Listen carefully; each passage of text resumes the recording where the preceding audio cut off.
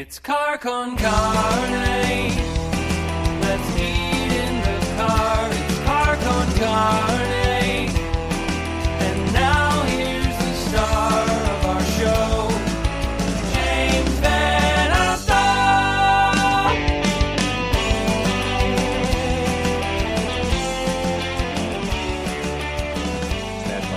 And it is Car Con Carne, still in quarantine. I'm James Van Alstel. Before we begin tonight's show, I just heard this right before the show started. I just learned of the passing of Mike McBeardo McPadden, who, what a tremendous writer this guy was. What a tremendous person he was, a mega talent. This book right here, especially Heavy Metal Movies, this is one of those books. I told him once it's a great bathroom book, and he said it was the highest honor I could possibly get, because it's the kind of book you could pick up at any time in the bathroom, turn to any page, and be entertained. This dude knew so much about cinema, about metal, about rock. He was such a great guest. I had him on WGN when I did my talk show there, probably 5 or 6 times. He was on Car Con Carne a couple times, episode 100, 224. Just a really talented dude. You can honor him by reading his books, finding his writing on the web. Just wonderful dude. My condolences to his friends and family and fans, and they are legion. So Mike McBeardo McPadden. And with that, I'm going to transition. I think we all need some positive stories tonight. In general, in 2020, we all need positive stories. And on that note, my guest is Lanny Cordola. He is the man behind the Miraculous Love Kids. Lanny, good evening. Good evening, my friend. First, thank you, but let's raise a little toast for Mike, and forever may he roam with those beings in the higher realms, and his spirit cheers. Continues to spread its goodwill. So I love that. Let's talk. I think it bears explanation what the Miraculous Love Kids is. So I guess turn it into an elevator pitch. What are you doing? my pitch. I am a pitch man for the Miraculous Love Kids. So essentially, after all my journeys through the music world, which encompassed working with Gene Simmons from Kiss, and the guys in Guns N' Roses and Nancy Sinatra and the Beach Boys, and we were talking earlier about people like Little Milton. So it was this weird, when you're like not in a band, but that you have enough talent to get invited to be part of the proceedings. It was such a great vantage point, because when I was a kid, I wanted to be Jimmy Page. I mean, how many of us didn't? I saw Zeppelin when I was a kid, and I'm like, okay, bingo. I want to do it like that guy.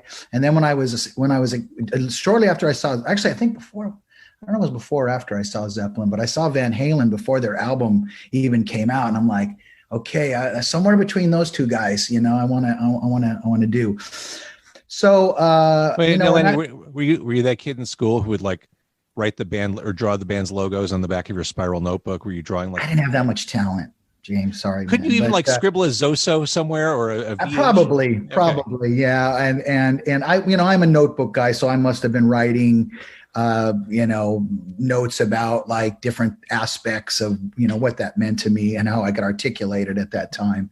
So when that didn't pan out, when I went to the Gene Simmons School of Rock with House of Lords, and that didn't pan out, I just was a bit lost for a while. And then I just did a bunch of sessions, and finally out of that haze, I sort of pleaded with whatever spirit there is to allow me to find something that had a deeper soul connection.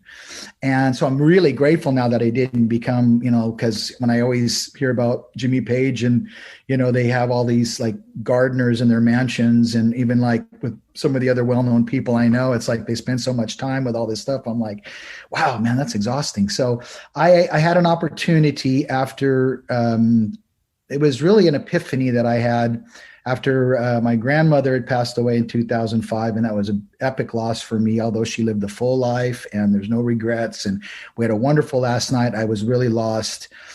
So in the midst of that, I went to Bulgaria, and I became a Bulgarian rock star. I got to, go over there and meet these incredible Bulgarian musicians through a friend.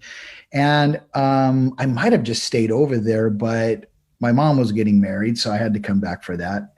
And I was really depressed, really down and out. And I was, listening to a radio station that I never listened to, and driving in a place that I never have driven to, and all of a sudden the voice of John Coltrane came on, talking about the healing power of music. And it was like a light went off. That's what I got to do. And I'd had this poster of Coltrane in my apartment that I would look at all the time, even when I was sort of out of my mind, and I just felt like he was kind of always trying to convey something. It's a blue Train is the poster. And I got it when I was on tour with the Beach Boys. It was San Francisco, and they thought I was nuts because I'm carrying around this humongous poster of Coltrane. But after that, I actually met the Coltrane family, and I met people that worked with him, and I just wanted to know, was he the real deal? Was this guy, did he really mean this? When he taught about this nexus point of sound, spirit, and science, creating a higher consciousness and awareness with the right intention and frequency and concentration. And these things just really started resonating with my soul. So fast forward another year, I found a book called Heavy Metal Islam. Well, everyone should read a book called Heavy Metal Islam for just the sheer fact of the title. But there was a cover of this Arabic girl with an Iron Maiden shirt, and it was written by a guy named Mark Levine. And he's a Jewish American professor at UC Irvine, who's also a musician. And it's about his travels through all these Muslim countries, Egypt, Pakistan, Lebanon, all these places. And so I went to go see him speak, and then I went up and introduced myself, and then we became fast friends. And then I told him, and he really resonated with the Coltrane, a Love Supreme idea. From him, he introduced me to a guy named Todd Shea. Todd is another musician with a remarkable story who, through a bunch of sequence of events, much like myself, ended up in Pakistan to start an organization to help the disenfranchised and the poor over there. And then Todd invited me to come over to collaborate with Pakistani musicians and bring together, some of the people that I knew over here, sort of a cultural, thing. So this was August 2010. I'm flying there. He calls me at the last minute, says, man, sorry, but I got to cancel this because the worst floods in the country's history has just happened. Thousands of people have died, and there's millions of displaced, and it's a mess. And I said, man, I still want to come because I'm not coming just for the music. I want to see what's happening, with the, and all I knew about Pakistan was all the bad stuff. Right. And this incredible musician named Nusrat Fateh Ali Khan, who I'm not sure if you know him, but yep. Jeff Buckley said he was his Elvis. Mm-hmm. And when I had met Peter Gabriel years later, of course, basically discovered him and signed him to his Real World label, and collaborated with him on several projects. So going over there, first thing we did was we went to some of these camps where the people were displaced. And I was so incredibly struck by the warmth of the people, but in particular, the plight of the children and their joy in the midst of such incredible hardship. I mean, I was just completely flabbergasted and horrified and captivated by this confluence, contradictory feelings. And at that point I said, okay, the music's now has got to be for them. They have to be part of the equation. It can't just be, this famous guy, and this American famous musician and this Pakistani famous musician, they come together and they play for the people that can afford to, go and see this. We actually did one. It was actually really cool. It was a Wayne Kramer put together an event in New York. So the one of the most popular singers from Pakistan, a guy named Atif Aslam, who's sort of like the Justin Timberlake or whatever of South Asia. I mean, he's just big following all over, not just Pakistan, but he's a Bollywood guy. So it's India, it's Bangladesh, it's Sri Lanka, it's all over the place. So we brought him with, basically Guns N' Roses, except Axl. It was Slash, it was Gilby, it was Matt Sorum, Duff McKagan, myself, and this Pakistani singer. And so that was the beginning of trying to awaken the music community to the plight of, the suffering of children. And, that we're talking hundreds of millions of children that live in dire conditions. 20 to 25,000 children die every single day because of poverty and war. And so, that's heartbreaking stuff. It's staggering to hear those numbers. When you think about that, I mean, in 10 days, that's, 200 to 250,000 children. And as bad as this COVID thing has been, I don't know how many people have lost their lives to this now, but I just want the kid, because right now the whole bandwidth is either politics and that whole thing, or COVID. And there's a little deal for some other odds and ends, and usually it's something tawdry about, Johnny Depp's having problems, or so-and-so's having problems, or so-and-so's has become a woman or man, or things like that are fine, but they don't really have a bearing on what's really, really important, in the world. And obviously for me, it's kids. So that's how Miraculous Love Kids was initially founded. So then the next level was in 2014. I heard about these two girls, a 9-year-old girl and her 12-year-old sister. One was named Parwana, and the other one was Khorshid. And they were killed in a suicide bomb attack in Kabul, Afghanistan. And the intended target was Western forces, in particular the Americans. And there's just something that just awakened another level of spirit. I really believe we have an infinite amount of space within that so many of us just never access. We're like these supercomputers, and we don't even know how to flip on the switch. And when we flip on the switch, we got to have a manual. And sometimes the manual is just tinkering. And that's what it was for me, because there is no manual to go to war-torn, poverty-stricken areas, and this is what you do. It's just not there. So I met a veteran named Brad Pupello who befriended these two sisters, and he told me that those two girls were the bravest people, not just girls, but people that he'd ever met. That they literally would sacrifice their lives for you, and they did. They saved the lives of the Americans.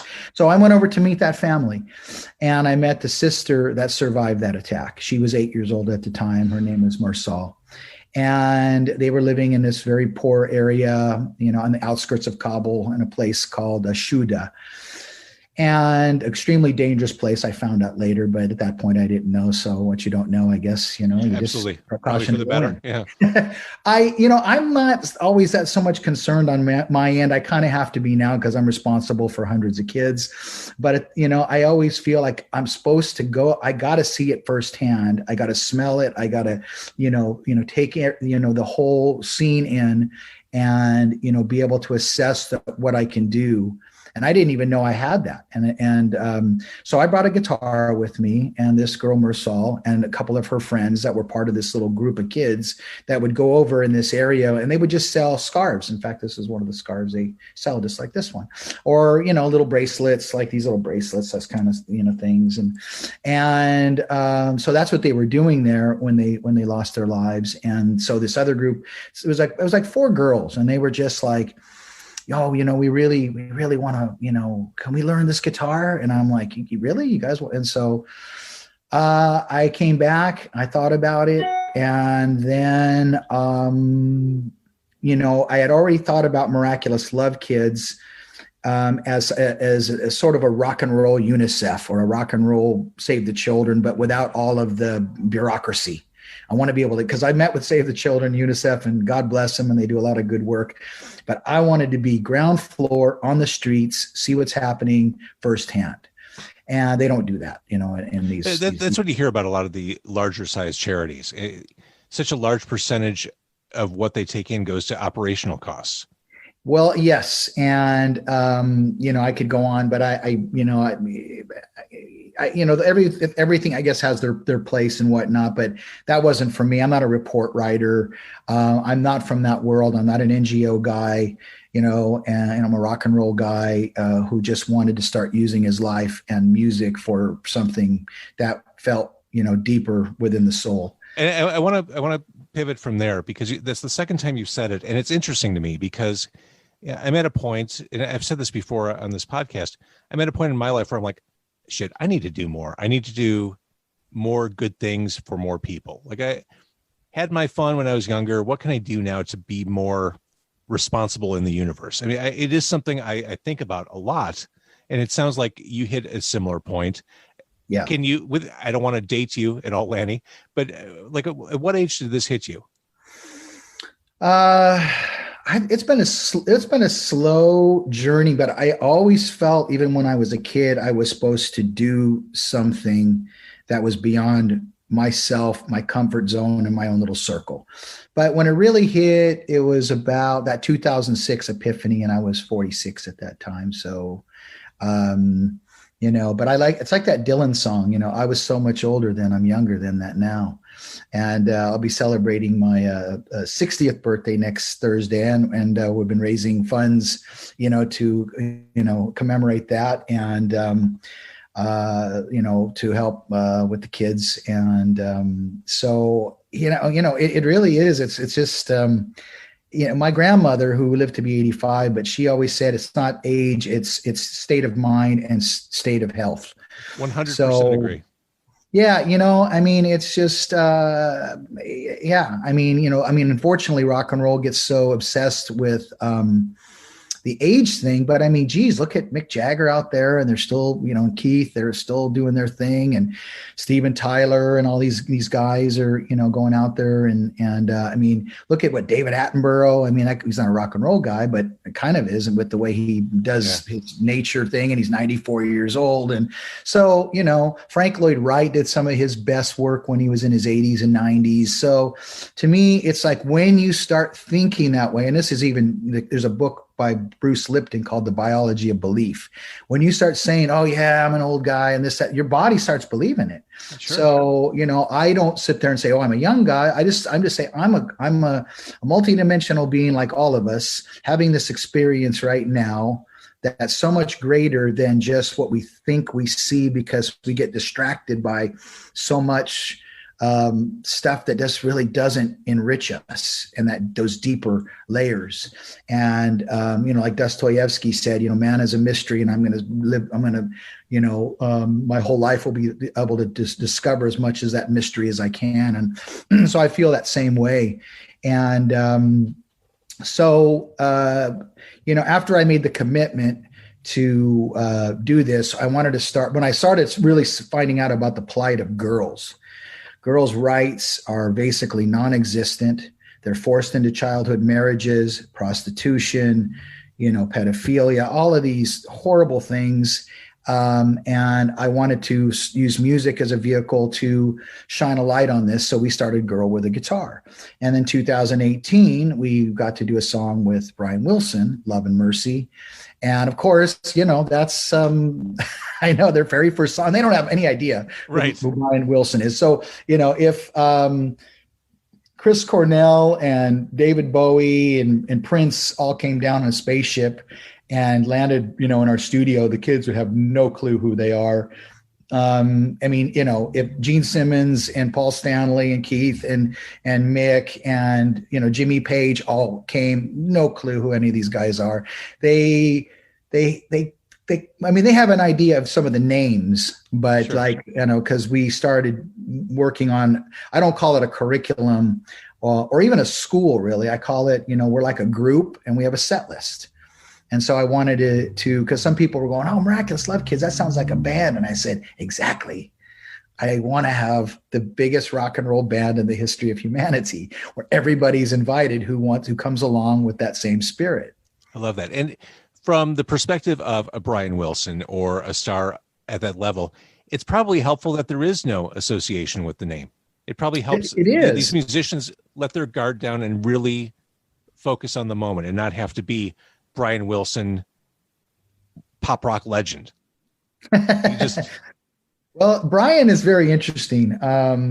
he actually is really not much. He's not an activist. I mean, he's, very eccentric and has had obviously he's a survivor. I mean, the guy I think is going to be 80 next year. And I've had a Beach Boy connections, but as you probably know, the Beach Boy have a schism between the Mike Love, and there's actually more Beach Boys in Brian Wilson's group than there are in the Beach Boys. But a friend of mine plays with Brian, and I asked him, his name is Gary Griffin, and he's one of the best musicians I know, and he plays keyboards in Brian's band. And I said, would you ask Brian if he would do this? And he's like, oh man, I mean, I'll do anything for the kids and you, but Brian just doesn't do this stuff. So I go, okay. What about his wife? And he goes, oh, Melinda might be into that. He writes her an email, and he calls me up immediately and says, this is a Monday. You're not going to believe this. Melinda says, pick Brian up at noon on Thursday. So it literally just like that, boom, it was deemed. And we pick him up. He's in Beverly Hills, the studio's in the Valley in Southern California. And he's like, oh, so what are we doing? And I tell him, and he's like, oh, wow, far out, man. He was just, completely far out, man. Exactly. And I was asking him how he wrote Love and Mercy. And he said, oh, I was in Malibu with some champagne. And I said, well, the girls are all Muslim girls. And they said to tell Mr. Brian Wilson that he's written this beautiful Muslim prayer, because one of the sayings in Islam is Bismillah ar-Rahman ar-Rahim, which means, in the name of the God of love and mercy. So that blew his mind. And, it kind of, but he's very much in tune with, and I think most songwriters are, and I've had the good fortune to, share some time with, people like Steve Perry and Nick Cave and Tom Morello and some of these guys. And we all are mystified by, it. I mean, obviously it's something you have to work at and you study and you go, why does this sound cool here and whatnot? And you the songs that I basically do two kinds of music, that music that I love and that music that I think is important. And unfortunately, the ones that are important, I don't necessarily love because they're dark, but they're important because they need to shed light on what's happening with, the world and suffering humanity and all that. And, a song has a way to convey a story that can move someone without traumatizing them. Mm-hmm. And I learned that through the kids, because when we started getting together, I would tell them, what was happening, say, in Yemen. And I'd bring a photo in particular, there was this little girl, and her name was Allah, and she was just near the end. And she basically starved to death. And they were very sad, but they said, we are going to be the voice for Allah. A-L-A-A is how you spell her name. And so we wrote a song about Allah. And so they started, every time something like that would happen, we would use music as a vehicle to express the sorrow, but to keep their spirit, with us. So they're part of Miraculous Love Kids, even though they're no longer in this world with us, they are with us. And we carry all of those girls, including the two that were killed, Parwana Khorshid. We lost another girl named Malika to an explosion 3 years ago. We lost one of our boys just a month ago, and all of it because of poverty and war. And so, that was my thinking. I go, how can myself in the place that I'm in now, because I had really no commitments and no ties, and I, got rid of most everything I had. How can we live in a world where we sacrifice these beautiful children to the altar of poverty and war, when those children, if they had the opportunity, could be the one that discovers a cure for cancer or diabetes or all of these different things that afflict humanity? It's just such a waste of human potential, and it's so unfair and unjust. So, that's one of our things that we learned, because at first I'm going, okay, is this going to make them feel worse, or is this going to empower them? So it empowers them, because these kids are so poor. They're working on the street. They've, got lost family members to drug. I mean, Afghanistan is a massive drug problem. Mm-hmm. It has so many problems. It's one of the most corrupt countries in the world. And yet at the same time, there is some of the most beautiful kind-hearted people you would ever meet. It is truly a country of extremes. And so I've just fallen under its spell. And so that's when we decided we have Miraculous Love Kids girl with a guitar, and I just love the sound of that. And and at some point we'll have and boys too in parentheses, because we're not trying to discriminate. But 9-year-old girls aren't being, or 9-year-old boys aren't being married off to 60-year-old women, and that's happening in these regions. So the girls. Let's talk about that for a second. You talked about how precarious it is for girls in this situation. How just the odds are stacked against them. As far as what you're doing goes, teaching these girls guitar, bringing some Western culture to Afghanistan, does that put you at risk? Well, I mean, everybody's at risk there. I mean, literally everybody's at risk, because these people do not care about human life. These people don't even know anything about Islam that are doing this, whether it's Taliban, Daesh, Haqqani network, whether it's the criminal syndicates. They have no reverence or respect for anything except for being in power. And, that's the hard truth that I learned. So, I stick out a little more, obviously, because I look different. And of course, I'm working with girls, but I don't do media over there anymore. When I first got there, I had, we're going to, we're going to just, get this thing and people are going to come following along. And yeah, we did it was called Afghan Star, and we did it with like the Lady Gaga of Afghanistan, and of course the fundamentalists and Taliban people, despise her, and so the parents came to me and said, please, we totally trust you, but this is just putting our kids and you in jeopardy. So at that point, we decided, we don't do, and some of them try to trick us too. Some of these want to get a story, on the local TV there and whatnot.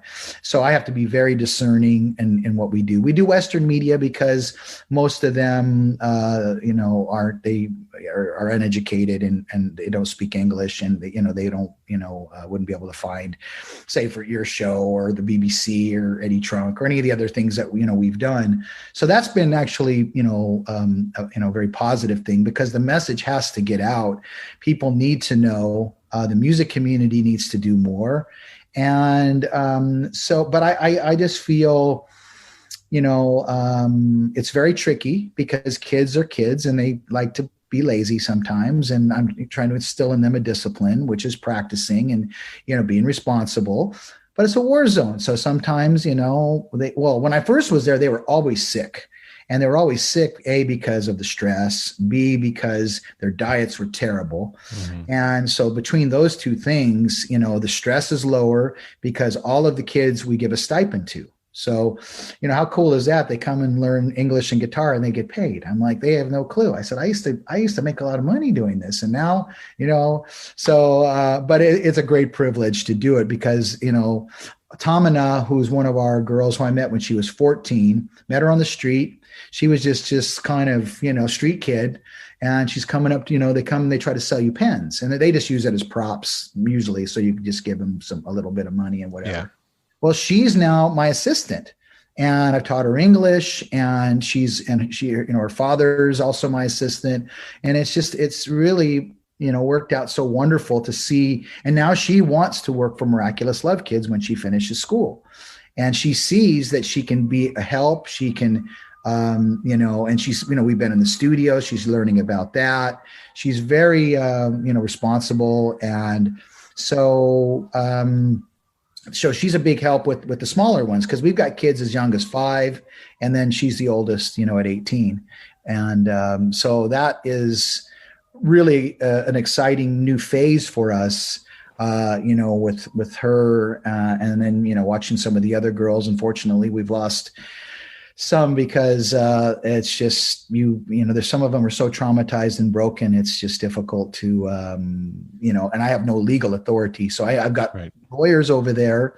I've got good helpers. I know people in the military, but the police are extremely corrupt. So if something happens, the police is the last resort, So I've got advisors and people, mostly Afghans. I got Western friends over there, but they think with a Western mind, and you can't think with a Western mind because it's a whole different set of dynamics. But I tell you, when I first went there, February 2016, so it'll be 5 years, and that's when I said, okay, I'm moving out of LA, and we're going to do this, or we're going to try, we'll see what happens. And so I didn't know what I was doing. I was just floundering about. They'd come in, and I'd be like, okay, what are we going to do? Okay, let's do Bob Marley. Don't worry about it. Every little, so we would just so it was more just about being present. Let them sort of acclimate to this new environment, because there's nothing like that. And, it's amazing, the country of 36 million people, they don't have a rock and roll band. They have very little outlets for these kind of creative things. They have one institution over there called the Afghan National Institute of Music that gets a lot of funding and whatnot, but they teach more folk and classical music. And we're doing songs and, that are telling that relate to their condition, but also the human condition at large. But it's very chronic over there for them. So anyway, it was April 19th in the 9 o'clock hour, and the whole building just shook. And I knew what had happened. It was an explosion. And it was at that point, it's like, okay, am I going to leave, or am I going to double down and we're going to really do something here? Because this isn't going to get attention to anybody just playing these kind of songs. So it was at that point that the song Fragile by Sting popped into my mind, because at that point there was 50 people that ended up losing their lives, hundreds of them seriously injured, and thousands affected from their family members and friends from this one explosion. And of course, I have a thing called the Explosion Chronicles, and every time there was one, I would write about it, the time, the place, the feelings. I'd go to the place myself, see what we could do. Some of the kids actually joined our group that lost loved ones in it, or raise money for them, or help them in some way, just to let them know that there was someone that cared and that was in solidarity with all of that. So I didn't think Fragile through. I mean, oh gosh, it's easy. It's only E minor, B7. They can do that, no problem. Well, for us, blood will flow, flesh and steel are one, drying in the color of the evening sun. Tomorrow's rain will wash the pain away, but something in our mind will always stay. Well, for an Afghan kid that doesn't speak any English, this is very complicated, but they learned it, and at first it was just like, I didn't really care if they had. All I cared about is they could play in time and get something out of their mouth. It didn't matter to me if it was the exact words or the right melody or anything. So we'd go play at, the Canadian embassy and the Australian embassy. And of course, everybody loved it because, here's this, crazy American guy with these, 10 Afghan girls playing, these Western songs. But we ended up playing for the First Lady of the president's wife at the presidential palace, and the girls did great. I mean, they always were very poised, and I was always the one like nervous, because Sure. I'm kind of like, Why wouldn't you be? Of course you were. So the First Lady was really cool, and she came up to the girls and she said, you girls play really good guitar, but you really need to work on your singing. And then when we got back, they're like, how dare she say that about us? Our singing is great. And I'm like, you're singing, so we need to listen to what she said. And then we started working on the vocals. And it's a quantum shift. I mean, it's actually pleasant to listen to now. I mean, they still got a ways to go. They're not by any means professionals. It's really difficult because of all of the obstacles that go on. It's not like over here where you can have a set schedule and pretty much you follow that schedule. It's just, you can't have a set schedule because if anyone's watching you, they watch for patterns. So you got to mix it up all the time, and you got to do different days and different times. And sometimes you got to take a week off, and and all this kind of stuff. So they're years behind what they would be if they were over here. And of course, when I'm gone, there's no one there to take over, although they go into little pods and practice on their own now a little bit more. But doing the Love and Mercy, which was after we learned Fragile by Sting, we learned Love and Mercy by Brian Wilson. And then we actually we got into a recording studio, and they just did amazing. I mean, I guess they just didn't have any clue of what it's the fear of it. I mean, I think, often, over here, we judge each other so much that we're so, we're trying to, so much is on ego rather than essence. And so I just watching them, like, God, how guys aren't nervous? Because I'm really nervous. And they're like, well, why would you be nervous? It's the word for fear, being afraid, is called tarsendak. So why Nate tarsendak, why aren't you afraid? And they're like, why, what's there to be afraid of? We love playing guitar. That's awesome. So I learned that from them, this fearlessness. And then we started working on, God, we do Red Rain by Peter Gabriel. We're doing God Break Down the Door by Nine Inch Nails. We're doing Get Up, Stand Up. So we're doing a Bob Marley song, but and they learn about their rights through that. We're doing In the Name of Love by U2. So they're learning about Martin Luther King and civil rights and all of that. And then, of course, we came to Sweet Dreams. And a friend of mine. Before we talk about that, because I want to get into the video, I want to ask, you've seen so much, you've been around tragedy, and there's nothing that hits harder, I think, than seeing kids in peril, kids being hurt. It stops you in your tracks. Yeah. You hear stories about first responders and seeing the horrors they see, how they have to do something for self-care. They need to take care of themselves to kind of reconcile the horrors they see with their lives. I mean, are you taking care of yourself, Lanny? Because you've probably seen a lot of shit that a lot of us aren't equipped to take, or equipped to handle emotionally. Are you okay? Well, thanks for asking. I was a mess before I started this, because I kept having this voice telling me, who do you think you are? Oh, you're the savior of the world now. And I literally, for 1 year, I couldn't sleep. I mean, I was just a complete, it was like my old self and my new self battling it out. And, and when I finally went over there, that first year I was sick because I'm completely in shock. It's one of the worst air qualities in the world. And so I was sick all the time. But then you start adapting, and you start figuring out creative ways of accessing those inner technologies. It ebbs and flows.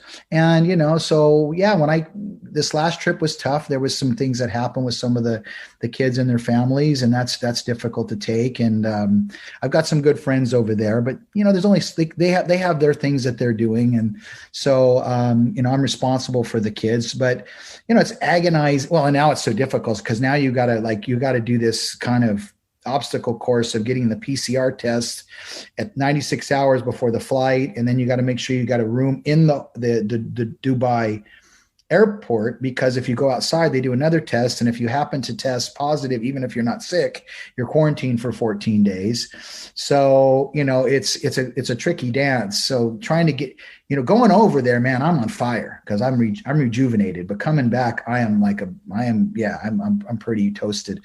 So, I come back to LA, to the beach, and I, just, take a week, see my mom, and just walk on the beach and just let the beach and, the calmness, do its thing. And it does, it's like clockwork. And so I have a system. And then, I go out and do these little trips, And, it's sort of almost reconnaissance, because whatever I feel like, oh, this will be a great place to take the girls, because that's our plan, is to get them over here. We were going to have them come over next year, but I don't know if that's going to be possible now. So in the meantime, I'm writing a book about it, and, trying to compile footage at some point if someone wants to, do something, because these kids are remarkable.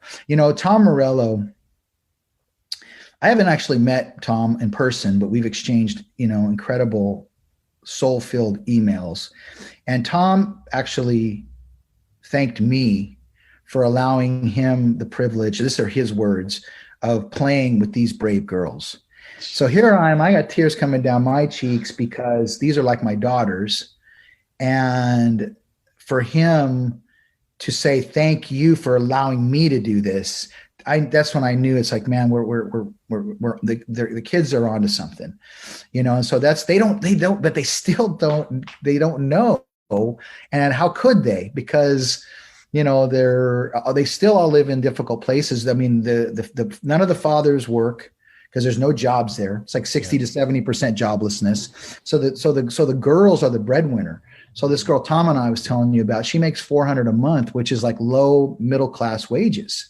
500 is like, like 600 is like middle class, and 800 is like upper class. And then you're making 1,000, you're riding high. So she's got a family. I think there's 8 of them. So she supports the family of 8 with her salary. And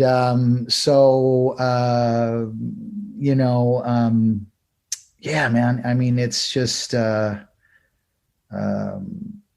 yeah, to answer your question, I do my best, man. I have to be responsible for them and to people that care, and so, I do take it seriously as much as I can. And, it's great being out on the beach, getting some exercise, communing with the seabirds. And I sit out there and, write, and ideas come. I got my notepad, and it's really that mystical, because I'll be trying to crack, a riddle. Like, okay, we got this thing. What's going to happen with it? And I'll get, like, just today. I mean, I actually met Little Kids Rock, David Wish, an amazing guy today. And we're going to work with them. And I just met Randy over at the Alice Cooper Foundation. Alice has this wonderful, program for kids in the Phoenix area. So we're all going to work on collaborating on something. And then, when I'm over there, I've got, after I'm done with the kids, I got time to work on some different things. And so Nick Cave is someone someone I greatly admire. How can you not? On so many levels. And his Red Hand letters, or Red Hand files, or what are they? Yeah, Red Hand files, I think.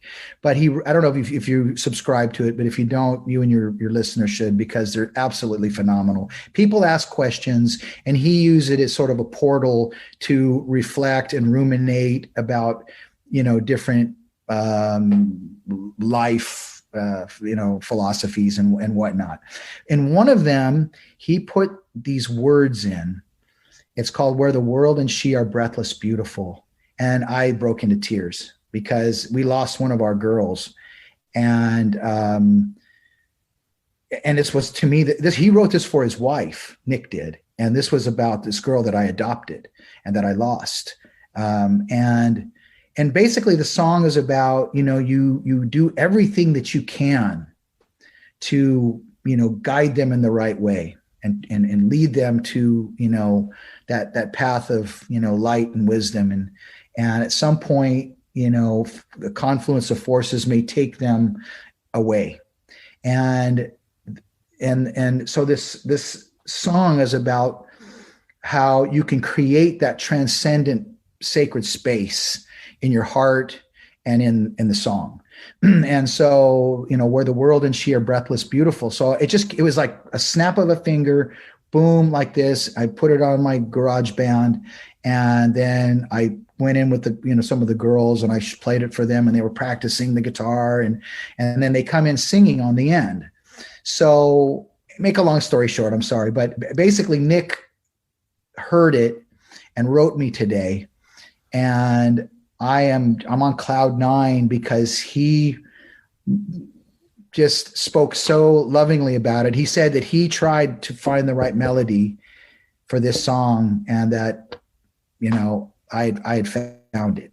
And because I wanted to get his blessing before we would release it or anything. So, that was one of those, magical days, of the Little Kids Rock people and getting this incredible note from Nick Cave. And then, talking to, beautiful souls like yourself who are, you're reaching a lot of people, and you move people that you probably don't even know, most of them, I can just tell by your spirit and your listening and your attention and your love of, music and life and all the different layers of it. So, you get those days where it's just like, wow. And then we got a donation today from somebody that it was the biggest donation we'd gotten. And I didn't even know what to do. I was like in such a state of like, it's hard to describe what it is. It's just like, it's beyond joy. It's just like so humbling that, things start coming together like that and people care. And I know sometimes it doesn't seem like it, but there's a lot of people that really do care. It is nice to get those reminders, isn't it? It is. I feel like we could all use more of those. And that's awesome. I just went over to Supermex to get they got a great little salad over there. And I come into the room I'm staying, and I meet this guy, and he's from Bangladesh, and I go, man, I was on my way to Bangladesh, and COVID shut it down. He's like, oh my God, man, now what are you doing? And I showed him a flyer of our thing, and he goes, oh man, all right, I'm giving you this discount, and I'm going to give you a window view of the ocean, and that's what I always tell the kids: do the right thing. The right things will happen, which is kind of an odd thing to say to war-torn kids because, they haven't done anything wrong, but it's just a philosophy to get into your mind to, when you're challenged, don't respond to something negative with something negative, which is a lot easier said than done because I've been tested, and I think I've gotten through those ones so far. So it's like, what next can happen. But anyway, so I go to the Supermex, and they're there, and like, hola amigos, ¿cómo está? And they're like, oh, ¿cómo está amigo? And it's just a beautiful little exchange of energy. I know very little Spanish, but they appreciated it. And, and you can lift someone up right in your own backyard. And guess what? It lifts you up too. 100%. So it's just, an energy that we all possess. I think we all possess. There's some of these dark souls that I don't know, but I'd like to believe if the right opportunities arise or has arisen. There are some people that state that X amount of us are psychopaths and sociopaths. I don't know, but I do know that there are a lot more of the good ones than the other ones. There's no doubt. I completely agree. All right. So you talked about Tom Morello. You talked about working with him. Let's get into this stunning video of Sweet Dreams, the Eurythmics song. I guess let's start with the guest. First of all, Morello's in there. The second you hear just two notes played on his guitar, it's him playing. You do. I mean, he is just one of those distinct, definitive players of the past 50 years. What a talent. What a dude. And what a socially conscious role model, really. Yeah, absolutely. Well, so the initial impetus came because it's difficult. I'm starting to get a little bit of a groove now, and there's a production company over there, but I feel guilty, keep asking them for all these favors because they're a working company. But I said, at some point, you guys, man, someone's going to support this, and we'll figure something out here. But like, don't worry about it, man. We appreciate what you do and all that kind of stuff. So, in other words, by the time you teach the kids a song, you get in the studio, and because we record here, then I go to Pakistan because I've got a really great partner over there who is a world-class engineer, world-class musician. And so we mix everything and, get that all together. So yeah, it can take, months to, get a song done. So I'm trying to figure out ways to, expedite it a little bit, but, everything in its right place, as the great Tom York says. But our friends said, look, I know Annie Lennox. an Annie Lennox song and I'll get it to her. And I know she'll do it. So I go, cool. So I go, well, we got to do Sweet Dreams. So months and months go by.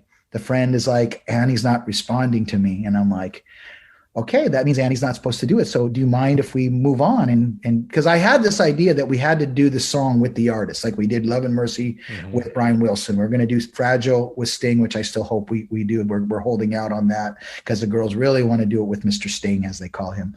But anyway, so the first person that came. By the way, Lanny, I think the girls in America call him Mr. Sting as well. Okay, well, there you go. But the first person to come on board was Inara George, who's a singer from The Bird and the Bee. I'm not sure if you're familiar with them, but very good band. And her partner, Greg Kirsten, of course, is a legendary producer, Adele and Pink and Foo Fighters and all that kind of stuff. So she came on board and then nothing. And I'm like, okay. So there's a riddle here. There's a puzzle. I got to solve it. Okay. Who do I go to next? Wayne Kramer popped into my head. So I wrote to Wayne, would you do this? And then Wayne said, yeah, I'll do that. That sounds great. And then for people who don't know, Wayne Kramer, MC5, I mean, right. Just icon.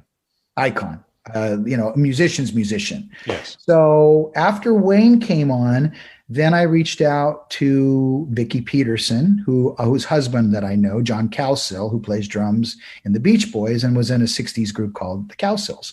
And Vicki said, yeah, I'm in too. I said, okay, all right. We got to go. We got a Bangle now. So how about a go-go? I was going to say, for reference, Vicki Peterson from the Bangles. That's right. Yeah.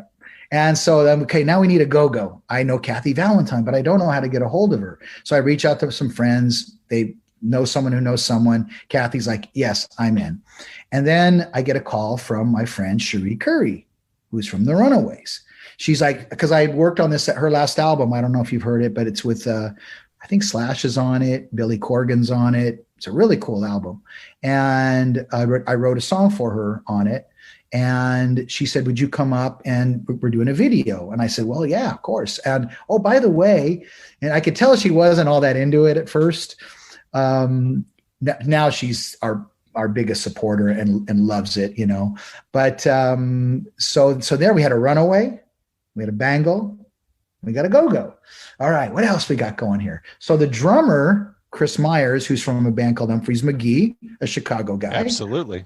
A wonderful band, wonderful drummer, and a wonderful guy. He said, man, you're not going to believe it, but I ran into Tom Morello, and I told him about you, and he's interested in doing something. I said, well, okay, well, hey, we got this song, and we got these people. He goes, oh my God, really? All those people are on it? He goes, okay, let me do a drum track.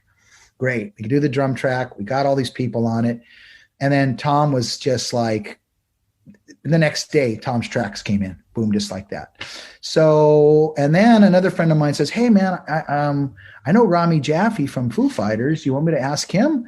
And I'm like, yeah, I do. so that was like the riddle that was solved just by, really, I think Wayne was probably Wayne Kramer, MC5 was the one, because I think Tom and Wayne are friends. And so then Tom made Tom comfortable. And if he liked the cause, but he didn't know us. Now he knows us. So, we've got a great relationship with all these guys. So it just, it really turned out. So please, your listeners, go to YouTube and watch Sweet Dreams by the Miraculous Love Kids. And if you're feeling the spirit, you can go to our website, miraculouslovekids.org, and give $1 or $1,000 or whatever you can afford.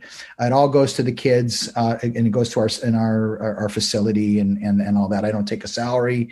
I want it to be grassroots, help as many kids as we can to continue to belong to a group that is about music and peace and love and a higher way of being and living. And I believe that's the new rock and roll, is that we're going to be not taking and living like heathens, but we're going to be giving and living like angels or something, or I like love that. Said the angels of pure future, and angels of our nature, Staying on Sweet Dreams just for one more second. I do, before we even talked, I appreciated the fact that you had Kathy Valentine, that you had Sherry, that you had Vicki Peterson. These are strong women in music. And as you're working with these girls in Afghanistan and Pakistan, I think it's important to see, like, look what they can do. These are strong, powerful, super talented women, and they're playing instruments, and they're doing just what you're learning to do now. I thought that was a cool example. Well, thank you. And that was definitely by design, but also Jelly Bean, who is one of our girls, and she's 15 now, and she's really picked up guitar really amazingly.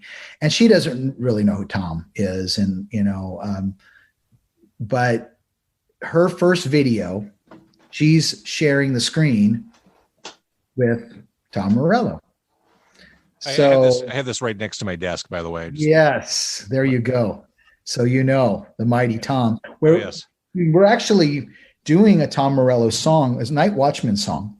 We've adapted, and so we're working on that. We're just looking for some special guests on that one. It's called "God Help Us All." Beautiful, beautiful song, and we're finishing up "Fly Like an Eagle" with Sammy Hagar. We're waiting for Chad Kruger from Nickelback to send his parts in, and then we've got Red Rain in the pipeline, and then when I go back, we'll work on this new Bruce Springsteen song. It's so cool. It's called "House of a Thousand Guitars," and when I played it for them, they're like, "Oh, Mr. Lanny, that's our song." And I'm like, well, Mr. Bruce might disagree, but we can do a version. And so we're gonna work that one up, and in the name of love, and and just try to engage more of these artists, and spread the word more about their plight and the plight of kids, all over that region, the plight of kids here in America too. I mean, we were talking today with the Little Kids Rock, and it shouldn't hurt to be a child anywhere. And there's hurting kids here. And so that's why, when I met David and Randy from Little Kids Rock and Alice Cooper Foundation, we were all, on the same wavelength. They're doing stuff with kids. One's very local to Phoenix. One's pretty much about America. They've got a chapter in Haiti and a chapter in Guatemala. And, right now we're in Afghanistan, Iraq, Kurdistan, Pakistan, and then as soon as possible. I mean, for some reason, I know why those places, but it's just I just felt like those are the ones that were the most vulnerable. It's not a contest of who's suffering more, because that's immeasurable. But I felt like, I mean, there's a lot that can be done here, and I'm open to doing it. I said, look, at you guys, tell me where to go. I'll pay for my own ticket to go to Haiti or Guatemala if I can help some kids over there and whatnot. Because when I went to Iraq in 2018, after ISIS was taken out in 2017, I had never seen a demolished city before, Mosul. I mean, it was demolished. I mean, and I had met some kids out there, and they were just like starved. They're like, their families are coming out. Cause I raised, when I go on these trips across the different regions, I raise some money so they can have direct help. It's like $30 will pay their rent for 1 month in some of these places. It's interesting. Before we started recording tonight, I talked a little bit about your music career before this. And you've done lots of interesting stuff as a musician. I mean, I haven't even brought up the fact that you were in Full House. I mean, you're a member of Jesse and the Rippers, right? But it's interesting, as we're talking. We've been talking for maybe an hour at this point. It just doesn't seem as important to talk about. Like we could talk about Giuffria all day long, but I find this so important, so in the moment, that I almost don't want to distract from what we're discussing right now. It seems like you're really doing incredible stuff. Well, I appreciate that, brother, but I will wax poetic for anyone that knows Giuffria. David Glenn Isley is still a very good friend, wonderful talent, supporter of what we're doing, and I love the guy like a brother. I wish we could do more. I've invited him to, when we were doing benefits, to come out, but he wasn't able. But I couldn't love David Glenn Isley anymore. And in fact, when I worked with Steve Perry, a long time ago, and he loved David Glenn Isley. And of course, at that point, everyone's kind of criticizing Dave because they said, "Oh, you sound just like Steve Perry, and Steve Perry liked that. And I told it to Dave, and he was grinning from ear to ear. Also, David Sykes, the bass player from Silk and Steel, the record that I did 1986, another dear friend who's a supporter, wonderful guy, wonderful musician, who ended up playing in Boston, the band Boston, for many years. And he's up in Northern California. Dave's in LA. So, I really love those guys, but at a whole different level now. We just met each other at that point, and Dave sort of gave me my break. He's the one that's, stood up for me. They kind of had somebody in mind, and I had taken the whole week off to audition, and it was like, and they said, "Oh, sorry, bro, but we got someone." I said, "Man, I took the whole week off, and I learned all these songs note for note, and they gave me a shot." And so Dave is the one that, got me in through that, which led to Gene Simmons and, Chuck Wright, still a very good friend, who's the bass player from House of Lords, who was in Quiet Riot. Him and I did a lot of records together in the 90s, including records with Pat Torpey from Mr. Big. Those records are called Odd Man Out. Very proud of those records. We did a record with a singer named Philip Bardowell called Magdalene, and then another band with him called Chaos is the Poetry with Greg Bissonette. Then I got to do, Ken Mary who was in House of Lords. He was on, some of those records. Incredible drummer, incredible friend. Ken and I have done zillions of things together. He's a great producer, engineer, and has a world-class studio in Phoenix. So, it's all part of the journey. Yeah. And I am very much focused in on the present, but I don't have a problem, going back and I was,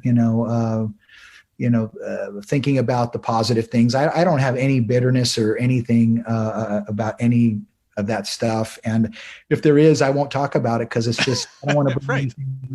It's just, it's pointless. You know what I mean? Because there's always three sides to every story. This side, that side, and the truth. Sure. Does it amaze you the level of fanaticism that Full House still has? It seems to only grow. Well, I tell you, John Stamos is a very good friend of mine, and that's what made the show so great, because it really was like a family. Dave Coulier is a friend. Bob Saget's a friend, and Jody Sweeten and Candace and the creator, Jeff Franklin, all of them. We're still all in touch and still friends. But when I was in Pakistan, that trip in 2010, I'm in this room with some of the best musicians in Pakistan, and it's late night, and we're talking this, that, and the other. And I don't know how Stamos' name came up, but he always seems to rear up somehow. When I'm going to Sun Studio, or when at Graceland, he's the narrator, Stamos. That's right. He was there. So this guy Arib Azhar, one of the great treasures, social activist musician in Pakistan, his sister, who has Down syndrome, loves John Stamos and Full House. And the whole room with these great musicians were just like buzzing that they were sitting with a ripper. They just couldn't believe it. I mean, that was, they thought Guns N' Roses, because I'd worked with Slash and all these guys, they thought that was cool. But to be a ripper was a whole other level, because they thought that the show had these good values that showed, like a Muslim value, these men taking care of these, the daughters and the nieces, and they just, really resonated with that. So I had this, her name was Umayma, who was the one with the Down syndrome and the friend of, or the sister of my friend Arib. And I had her make a message for Stamos. And so she did, and I think it might even, I'm not sure where it is now, but anyway, so I played it for John, and he's just like, he couldn't believe it. And so he made a message for Umayma, and I brought it back and played it for her, and cool. She was so incredibly happy. And then we did the Jimmy Fallon show. And I remember, that was, I guess, one of their highest rated shows. With Jesse and the Rippers, I was second to Justin Timberlake or something. I don't know how all that works. But Jimmy was so cool. And I just said, hey, I walked up to him and I said, Jimmy, man, I just want to thank you for making the world laugh. And he's like, oh, I can't believe a Ripper man just told me that, I mean, so, it's probably a little bit of a gag in there, but that's cool. I mean, I've made peace with all of it because in working with the kids, I'm over there. There's no places really. I mean, there is kind of a social scene, but I stay on the down low and I work on my own projects, reading, writing, music, guitar things, and all that kind of stuff. So I've written so many songs and whatnot. That's how the Nick Cave thing came about. I never would have done that if I wasn't over there doing this. Right. And then John rallied up the Rippers and we did a benefit in LA. And so, the Rippers are supporters of Miraculous Love Kids. And so I'm grateful for all of that. Everything there was a while where I kind of resented it and I don't want to talk about, this, that, and the other. To me, it's just embrace it. You got X amount of time. Do you want to spend it on resentment and bitterness, or do you want to spend it on joy, creativity, beauty, wonder, healing? And that's where I elect. Well, and you said it earlier. It's the journey. It's all what got you right here. One final note on Full House. It's that wholesomeness. It's that wide-eyed wholesomeness that the show projects that still connects. My daughter is 15 years old, and she's watched all the episodes from start to finish more than once. And I wondered in my head, doesn't that seem dated to a modern teenage girl? No. I got to play with Little Richard. I met Annette Funicello from those 60s movies, and the woman that was on Lost in Space, June Lockhart, Kareem Abdul-Jabbar, and hanging out with Little Richard was just unbelievable. I mean, he was so cool. I was asking him about Jimi Hendrix. I mean, I'm very fascinated by the whole enterprise of music.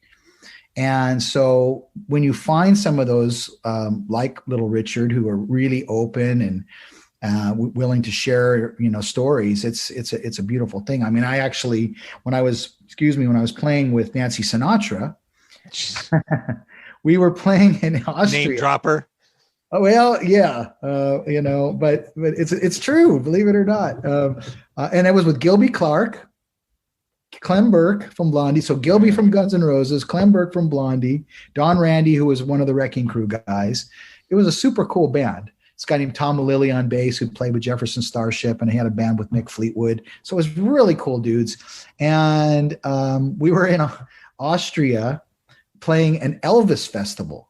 So it was basically anything. I don't know, some rich Austrian guy decided to put this thing on. So he flew out, Nancy and Elvis were friends. They did a movie together. So, and then Joe Esposito and all of the Memphis Mafia guys were there, and James Burton, who, played guitar with Elvis, and Ron Tutt, the drummer, the original drummer, DJ Fontana. Wow. I think Bill Black was there. I don't think, the Jordanaires, because Elvis had like 4 different vocal groups. I mean, it was like anyone that could be there was there. And so it was so phenomenal. And on the way back, after that miraculous week, in Vienna, there was something with the weather. So we had to land in London. So we land in London. Yeah, that's cool by us, a night in London. We're all right. Phil Spector was there. And so Phil invited us all to dinner, and he sits down and he says, okay, everybody, I'm here tonight. Just have a nice night with you. And I'm not talking about myself. And then for the next 3 hours, he just proceeded to talk about Phil Spector. Now I'm intrigued by this because I know that this is the only time this is going to happen. Right. And you're a student of music history. He's a touchstone to so much. And we know so much about him publicly. I'm sure it'd be fascinating. Well, this is obviously before the, incident that he was involved in, but, it turns out that he had a thing for Nancy, and so that's why he invited us all. Anyway, and everyone left, and it was just me and him. So I'm sitting there talking to him about, so, how'd you get that snare drum on Imagine?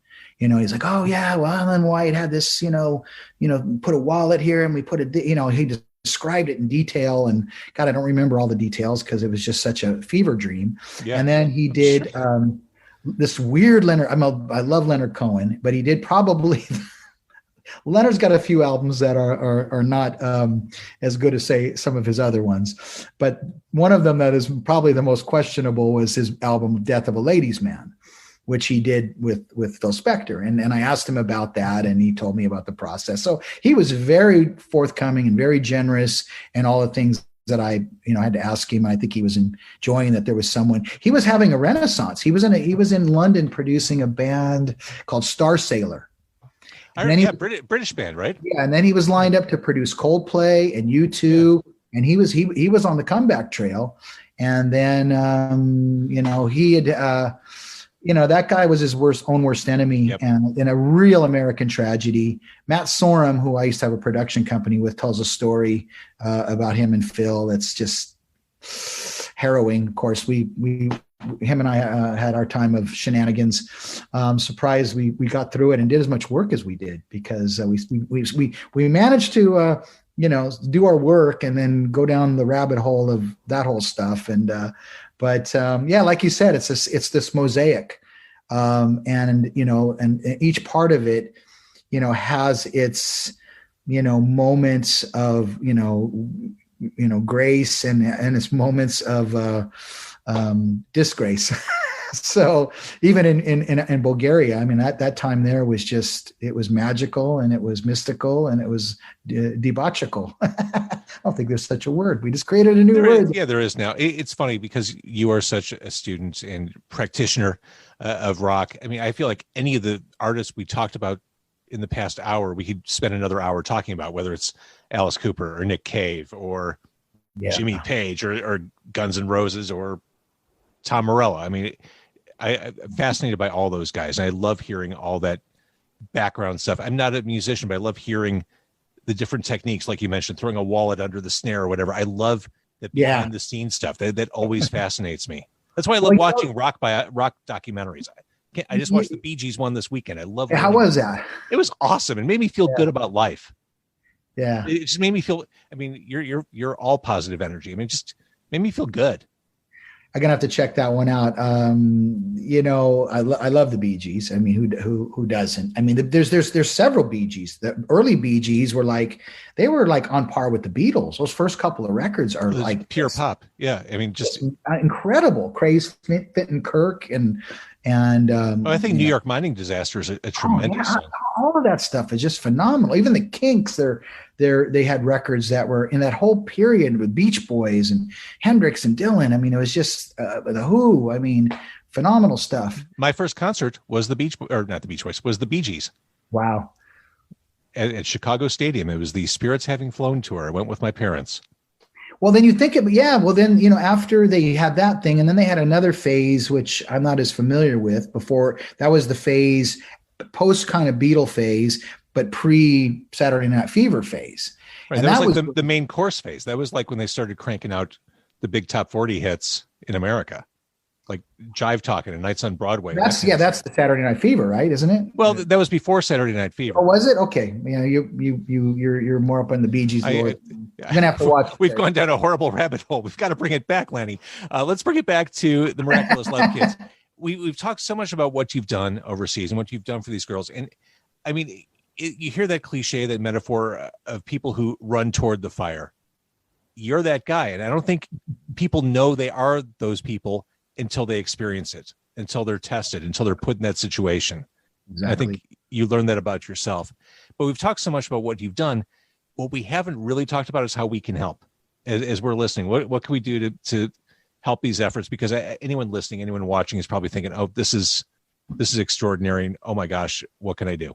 Well, please, you can go to the YouTube and watch Sweet Dreams by the Miraculous Love Kids. So cool. And a very haunting version of it too.